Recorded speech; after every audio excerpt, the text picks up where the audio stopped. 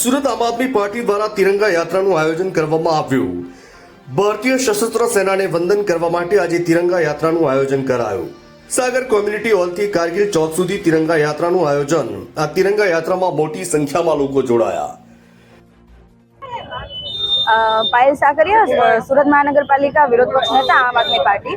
આજે સુરત શહેરના તમામ સંગઠન દ્વારા આજે તિરંગા પદયાત્રા કાઢવામાં આવી રહી છે, કારણ કે દેશની આપણી જે સેના છે, આપણી જે આર્મી છે, આપણા જે સૈનિકો છે, એમણે જે પાકિસ્તાનને જડબાતોડ જવાબ આપ્યો છે અને જે જવાબ આપ્યો છે એનાથી આપણને ખ્યાલ આવે કે પાકિસ્તાન ભવિષ્યમાં ક્યારેય પણ ઊંચું આંખ કરીને પણ ભારત સામું ના જોવે, હજી પણ જો એવા કોઈ પણ પરાક્રમો પાકિસ્તાન કરે તો એના માટે સક્ષમ આપણી આર્મી છે, એમને અમે વંદન કરીએ છીએ। જ્યારે દેશ આજે એકજૂટ થઈને આર્મીને વંદન અને સલામ કરતો હોય ત્યારે આમ આદમી પાર્ટી દ્વારા પણ આ કાર્યક્રમ કરવામાં આવ્યો છે અને સાથે સાથે અમે સરકારને કહીએ છીએ, આર્મીશ્રીને પણ કહીએ છીએ કે જ્યારે પણ જરૂર પડશે દેશ સેવામાં ત્યારે અમારા આમ આદમી પાર્ટીના તમામ કાર્યકર્તાઓ એમની સાથે છે। જ્યારે પણ જરૂર પડશે ત્યારે અમે જે કંઈ સેવા કરી શકીશું એ તમામ સેવાઓ કરીશું।